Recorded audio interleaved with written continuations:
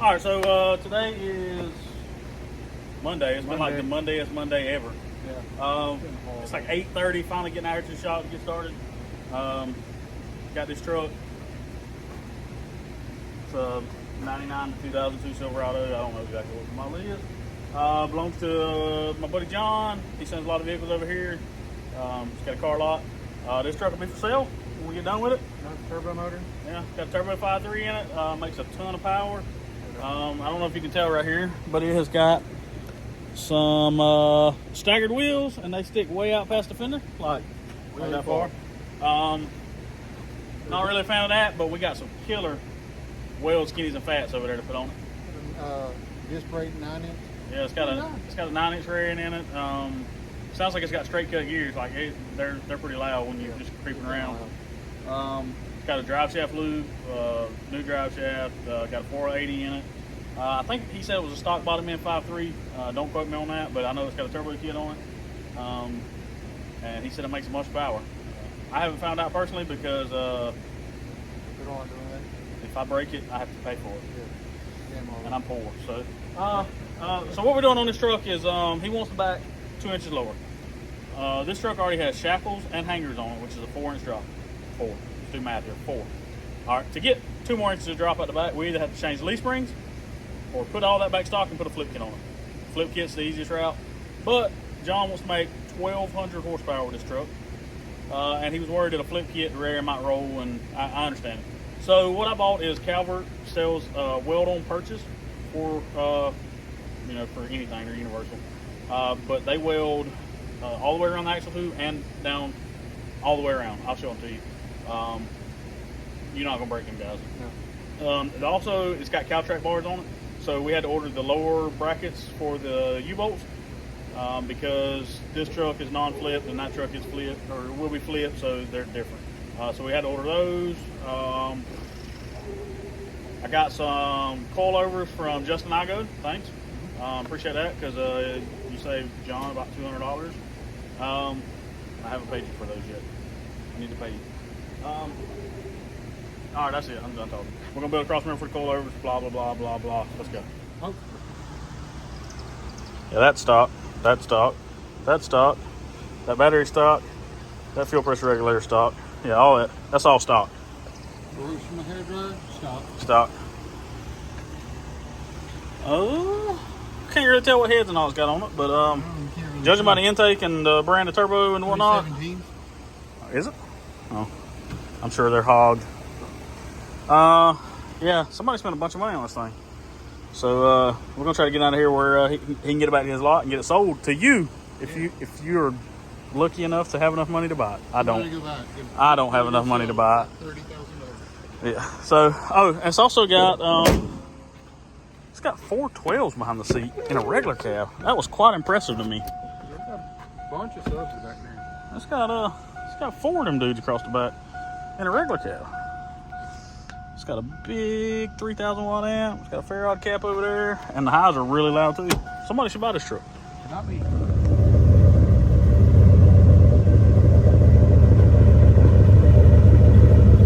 All right, so say a 13. So if it's 13, it probably is actually listed as a 12 wide. Looking like a 20 by 12 on the back. So there's your Cal-Trac bars, your drop hanger, drop shackle. This has been trimmed. I don't really know why, but it's been cut down a little bit. As you can see, it's got a 9-inch in it. Looks like an aluminum center section 9-inch. Just some parts store shocks on the back, and say aftermarket drive shaft. I do know that this is going to have to go away, so we're going to have to cut the exhaust off here. I guess put turn downs on it or whatever. Probably let John handle that part. But we're going to do the flip kit. Put the stock hangers, stock shackles back on. And get the flip kit in. We also just noticed that it has a 1-inch lift block in it, so it's actually going to go down about 3 inches lower than what it is now instead of 2. I'm going to build a notch to go in here and a crossbar to go across the frame. I ordered that from Reckless. I love Reckless, but they're killing me with their shipping. I ordered it a week ago and it hadn't even shipped out yet. Really? Yes. and it's a bar with 4 tabs. Love you guys. All right, so for years, this fool has been fighting air chisels, lock and lug nuts cussing, when he did not have the key. He got smart and bought a kit. Harbor Freight. This thing was like 40 bucks. I was like, that ain't never gonna work. Check this out.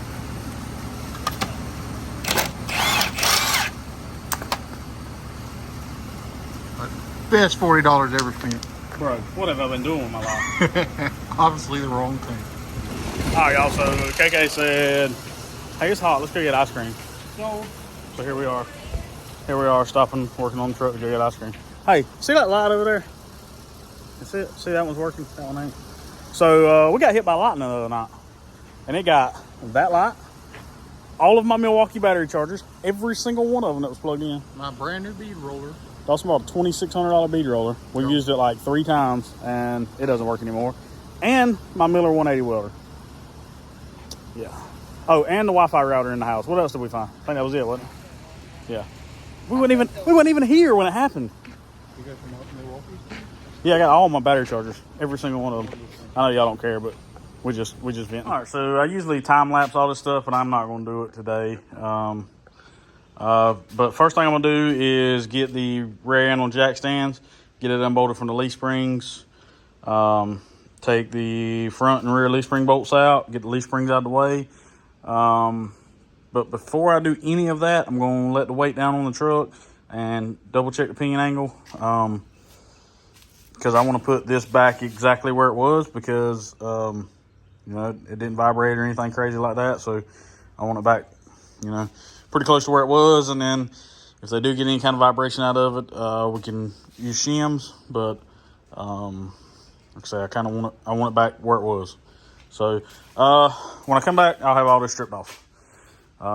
It'll look like that, but it'll really probably be an hour and a half of sweat. All right, so this might be kind of hard to hear. I got all the fans going. It's 100 degrees out here today. This is the drop hanger that was on the truck. Somebody had previously changed that. This is a Beltec brand. Like what it does is it moves the front of your leaf spring up 2 inches to give you a 2-inch drop. What we're gonna do is go back to a factory hanger. This is one I had left over. I cut off somebody's truck that I installed a set of these on. I always just take the plasma and blow the head of the rivets off and take a hammer and knock it off. And I got several sets of those in my scrap pile down at the back of the field. And I went down there and found a set, brought them back out here, just cleaned them up a little bit, got the slag off where I blowed the heads off. And we're just gonna bolt them right back on like factory. That side, I'm gonna have to drop the gas tank loose to get in there to get to the back side of the bolt. But that's no big deal. It's just 2 bolts, hold the gas tank in, slide the floor jack under there, and take the straps loose, drop it down enough to get everything, and jack it back up and tighten the straps back up.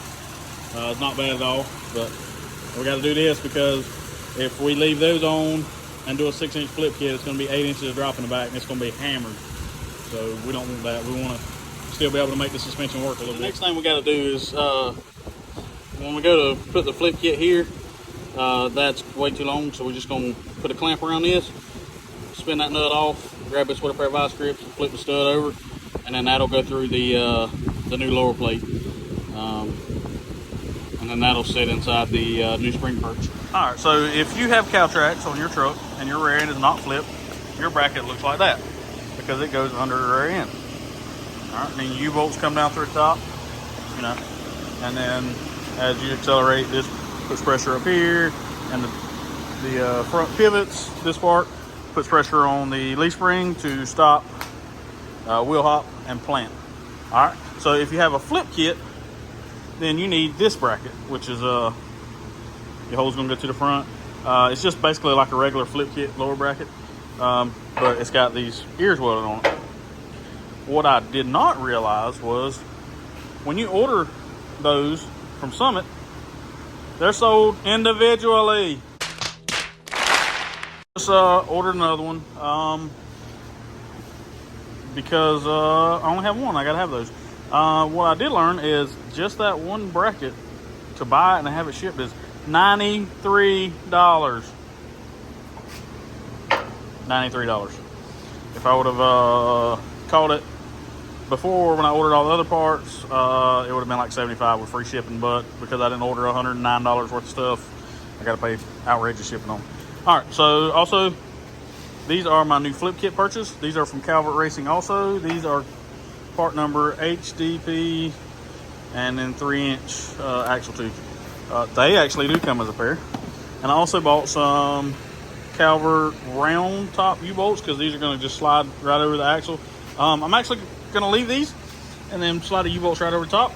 Should be really easy to line these up because they're basically just going to go right up under that one. And that should work. But now that I'm looking at those brakes, I don't know. Let me show you what we're working with. This is where the perch was. The leaf spring was on top of. Oh, let me go to this side. All right, so when I was showing y'all the perches right here, I noticed that something I had not noticed yet. All right, so this is the perch, and the leaf springs were up here before. Now the perch is going to be here, and the leaf spring is going to be down here. There's a brake caliper in the way. So I just took this side apart, and from what I can tell, somebody has taken the factory disc brakes and modified them to fit this 9-inch axle housing. So I can tell that this has been cut around, and the nuts down there, and it looks like somebody has welded them on the backside. I did not do this. I don't know anything about it, but I know on a 9-inch, you go right through this hole, and you take these 4 nuts loose, and the axle will come out. I'm going to pull this out real quick and see if I can take this off and rotate it and put the caliper at the top. I've had to do that before on bag stuff, or I usually rotate it to the bottom so it clears the notch. On this truck, that's still going to hit the leaf spring, so I'm going to try to rotate it to the top. They'll still work fine. I just need the clearance for the leaf spring, and it's kind of threw me for a curveball because I was not expecting that. But by the way, this rear end is definitely shorter than the factory one because we stuck one of the new weld wheels on the back last night just to see how it fit, and it was up against the leaf spring. And those wheels were on my buddy Dustin's truck before John bought them, and they cleared fine on his truck. So I know this rear end is definitely narrower. All right, so I mocked this side up. I've got the leaf spring directly under the old perch, and it is barely touching right there. So I don't think we'll have any trouble with it. I pulled the other side apart to see if I could flip that bracket and move the brakes up. But whoever done this rear end swap, they welded the factory, this is like what would have went over the end of the factory 10-bolt axle. You see this is where the 10-bolt, the brakes bolted to it originally. But they welded this to the housing, so there's no way to move it. Right here where your brake caliper bolts up, all that's welded solid. So, I mean, you could take the time to cut it all apart, but I'm not trying to do all that. So I'm just going to stick this axle back in and put the brakes back on, and I'm gonna do that. And then once I get it all mocked up, I'll pull the caliper back off, take a flat disc, knock that down just a little bit. I may knock a little bit off the leaf spring. I don't want to take too much, but I mean, as long as we don't cut into it and give it a weak spot to brake, we should be all right. But I'll probably do most of it off the caliper on the backside, just shave just a little bit off. So I'm gonna keep on with it and get it all mocked up, and we'll see what it looks like. If it don't look like it's gonna work, then we'll try something different. All right, so these are the axle purchases that I bought from Cal-Trac. If you notice, the hole is in the center, and if you're putting this on top of the rear end and the leaf spring is going to be here, that's fine. But when you install a flip kit, the locating hole is offset, and what that does is it moves the rear end back. Because of the drop, it moves the rear end back so that your drive shaft's not too long and your wheel stays center in the fender well. This is an old DJM flip kit. If you notice that the hole was offset, so your actual center line's here, but the hole was offset.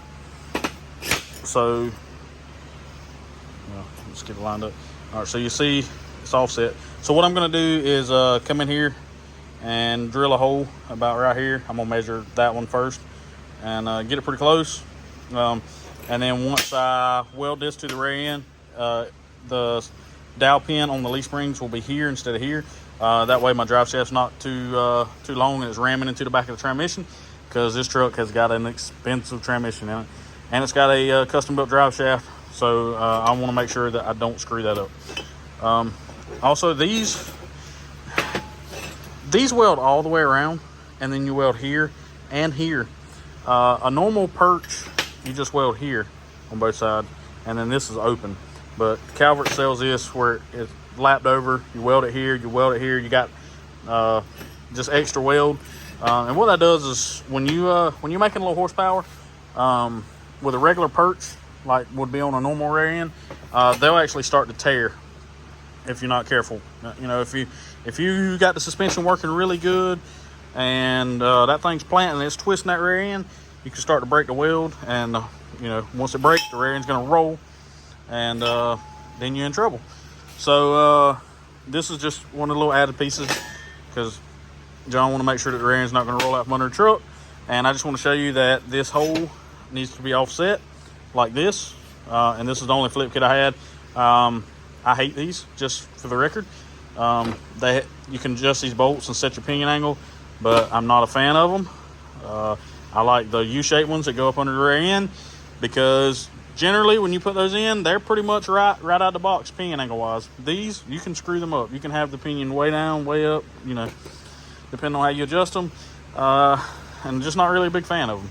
So also, when you go to tighten them down, you can bend this top bracket and get some movement out of it. But all right, y'all, I'm about to have to call it a night. It's getting kind of late. But so I got these perches sitting in there. I had to grind all the paint off the bottom of the housing, and I got them sitting in there. This side, the brake is barely touching the leaf spring right there, so I can take the grinder and knock that little fin off. We should be good there.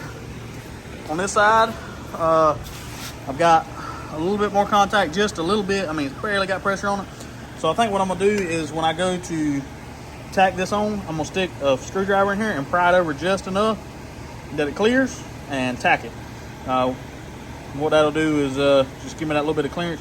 It's just gonna push the leaf spring in just a hair, and we should be good to go.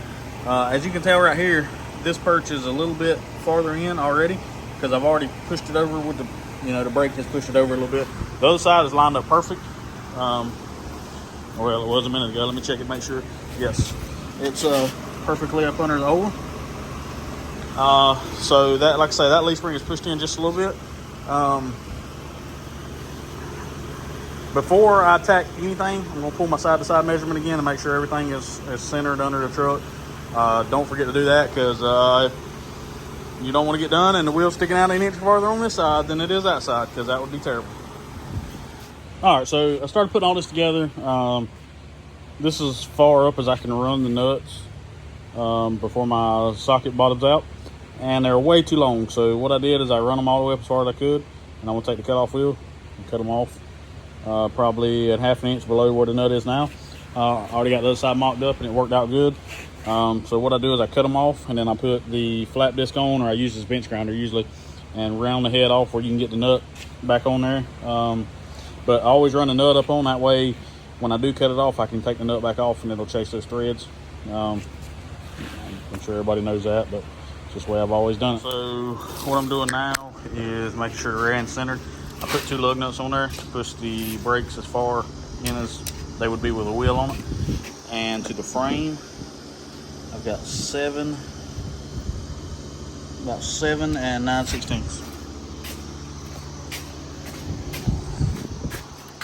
On this side, I've got 7 1/2. So it's a 16th to the driver's side. I'm not going to try to split a 32nd because that's more centered than they are from the factory. Because if you've ever lowered one of these trucks, you know the right wheel will rub the bed before the left side. So it's about as close as I'm going to worry about getting it. Next, I'm going to bolt the wheels on it. I'm going to pick it up. I'm going to put my wood stands up under it. Put full weight on the truck, on the suspension, and set my pinion angle. Once I get my pinion angle set, which is pretty much set now, once I get it set, I can tack weld these brackets, 3 or 4 spots all the way around, and then I'm going to take everything back loose and fully weld them.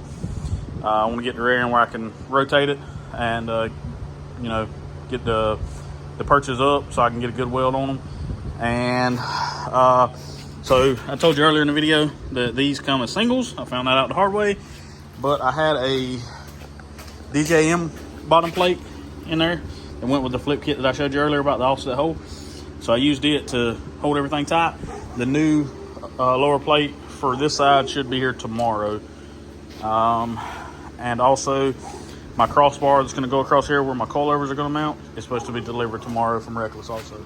So tomorrow should be a good day. And I'm off work, so we should get a bunch done tomorrow. All right, so I'm getting started on these notches this morning. This is the way that I have done them for as long as I can remember. If you buy a notch from Reckless or Infamous or, you know, somebody like that, ABS sells underbed notches. If you buy one of their notches and that's what you want installed, I will install it. If you bring me a truck, say put a notch in it, this is what you're gonna get. All right, this is basically like the ABS kit, except mine doesn't have another plate to come on the outside of the frame. All right, so I boxed the top of the frame. That is 2x2 quarter wall, and it is 18 inches long, and it distributes the weight out. You weld it pretty much all the way. Well, I weld this side all the way around, and then I stitch weld the other side in 3 spots. And then once I get that welded in, I put a jack stand under here, center my notch over the rear end, which, as you can tell, I've already got my center line established on all 3 pieces. And I usually come down about that low below the top of the frame and put my notch in.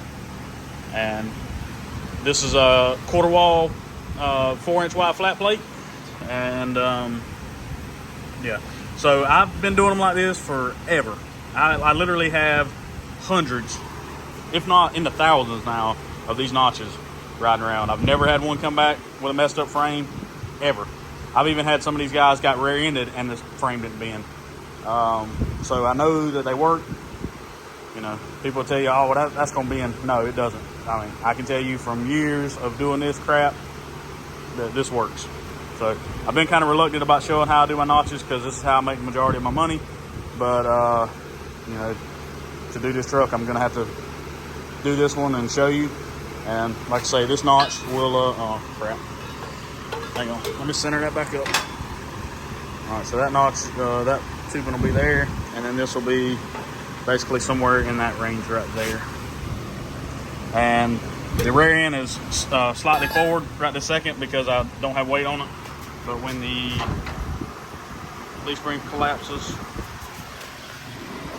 as you can tell right there, that's center line over the axle.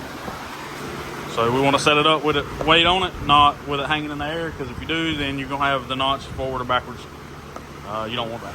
This is the finished product. You can tell it's got plenty of room and it's plenty wide. It's going to clear the brake lines and all. The e-brake cable is hitting right this second, but what I do is I take the zip tie it up out of the way, and I burnt myself twice trying to do that.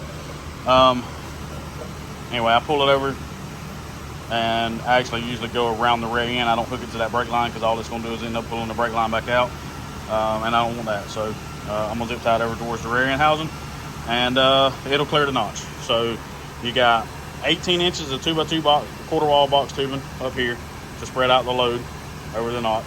Then you got the notch, which is also a 1/4-inch plate welded all the way around, and it's also welded on the inside and the bottom.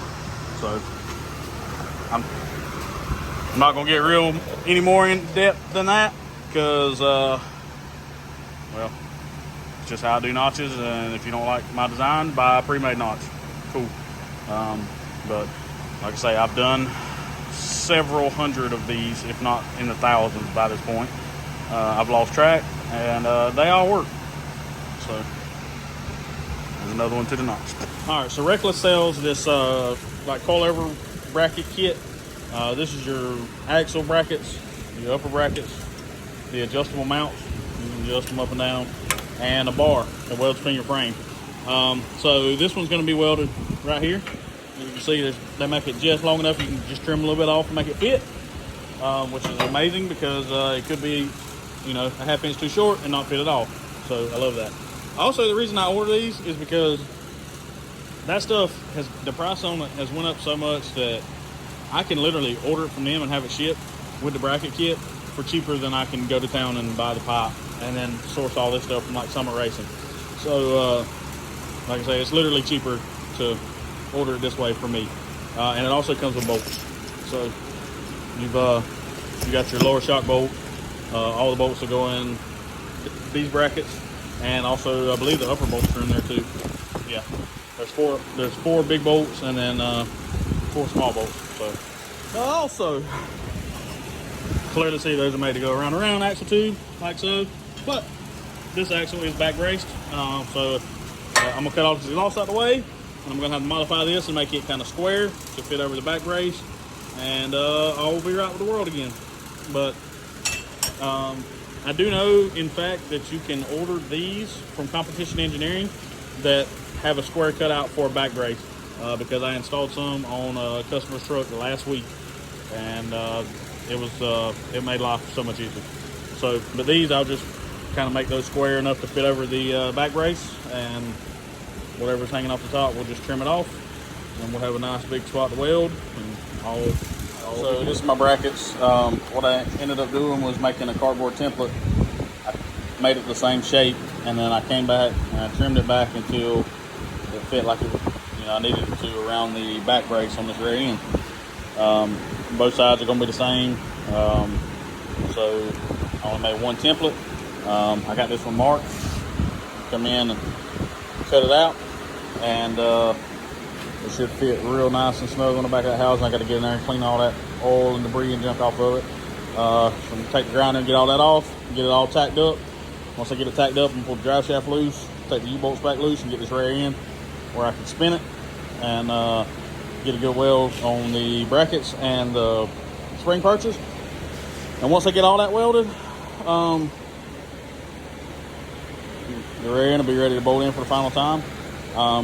And then I'm going to do my mounts across there for the coilovers. I'm actually probably going to do those before I pull the rear end back out, and make sure everything's mocked up, and then I'll pull it out and weld everything up solid. But for right now, I'm going to get in here and trim these out. So I got these bottom brackets mocked up, and I've got the adjustment up on the top hole just because these shocks are really short. But if he decides one day that he wants to put a longer shock on it, he can. These shocks only have about 4 inches of stroke. So what I've done is I brought the shock out 3 inches. That's usually when you put the bed on these trucks, they'll go down about 1 inch from the weight with a leaf spring. So I set it at 3, and then that way when we put the weight of the bed on it, it'll collapse down and it'll be at half travel, around 2 inches. So I've got these, I got the shock tabs, the upper shock tabs, and I got this bar that's centered over it. I'm going to weld the tabs to the bottom of the bar,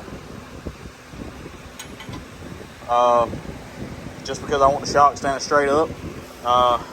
If I move the bar this way, as the truck goes down, the rear end can hit it, and I don't really have a whole lot of room this way to move it. So I would rather it be on the bottom anyway, because it puts all the pressure straight up instead of, if it's on the side, it's trying to twist the bar. So I would rather it be like this myself.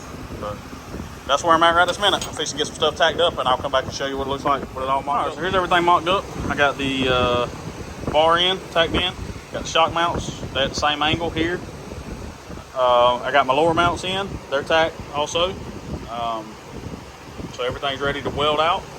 One thing, if you do notice, this shock has more shaft showing than this shock.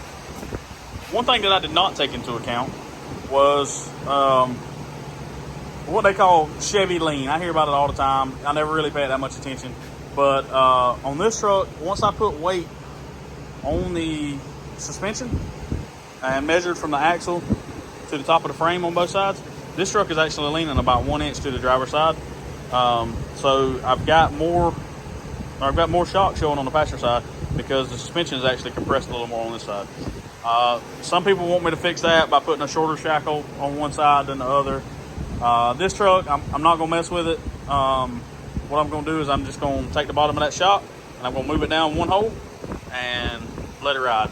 Because to get into all that, I really need to get to the front suspension to fix all that stuff, and that's something I'm not supposed to do on this truck. We're just doing the rear suspension. So that is something to take notice. All those measurements are dead on, exact same on the rear end, on the frame, everything's right. But if you notice that the rear end is, well, it's not quite 1 inch closer to the top of the frame on that side than this side. So that tells me that the suspension on this side is compressed a little more. A lot of people attribute that to different stuff.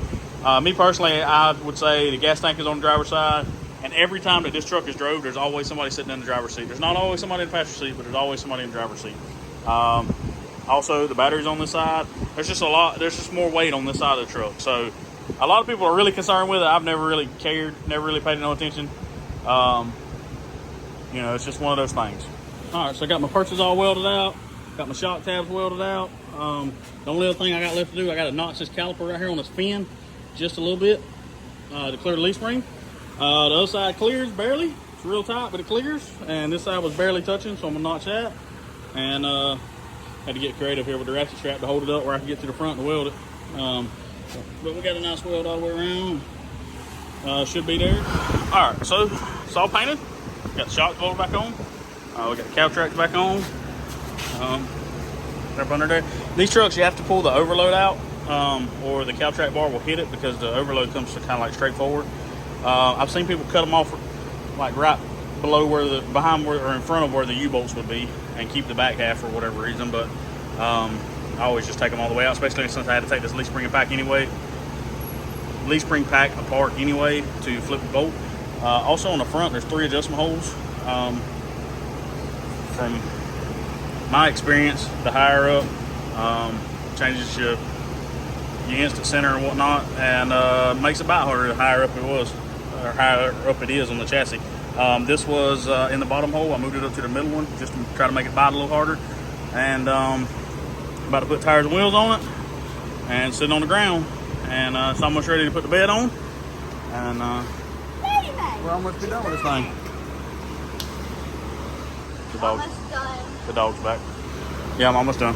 Be about 2 more days. I tried to test fit the wheels the other night, and they were hitting the leaf spring.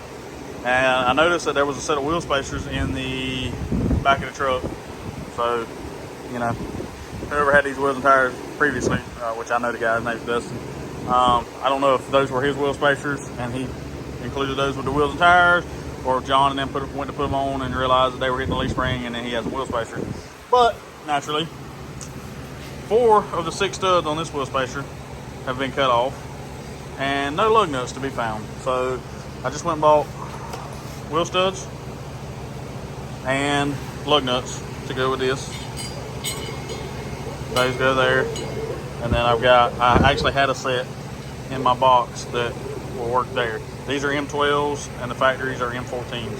So I got that figured out. We'll just try to bolt it all together and go from there. All right, so we got it sitting back on its own weight.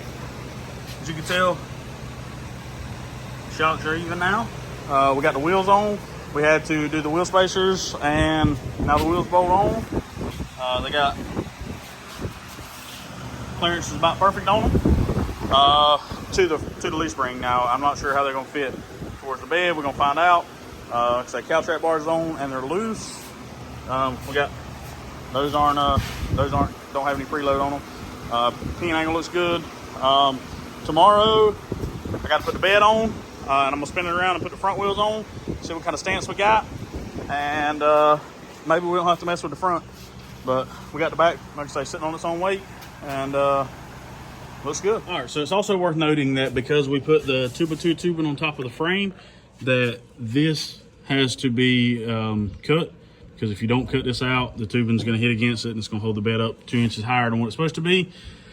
This is 2 inches tall, so when we cut this out, now the tubing that we put on top of the frame is going to sit directly on the bed floor. This cross member is directly above the axle. All right, so what I normally do is I come in, I cut this heat shield here and here. I fold them down both ways, take my plasma, run down both sides, and cut this cross member out. Also, when you lower these trucks that much, the pumpkin starts hitting right here. So that's giving you more room for the differential too. Instead of it hitting here, now you got 2 more inches of clearance. So I know it don't sound like a whole lot, especially to the ladies, but that 2 inches makes a big difference.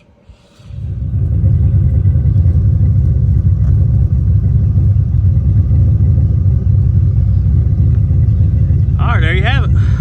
Back is lowered to 7. Front's got a spindle on it. I'm not sure about the coil setup on this truck, but John likes this truck sitting a tad lower in the back than the front, and that's exactly what we got right here, man. This thing looks killer. We're gonna drive it around the block real quick, make sure everything's good with it. And like I say, I got the Cal-Trac bars backed off a little bit so it'll still ride good.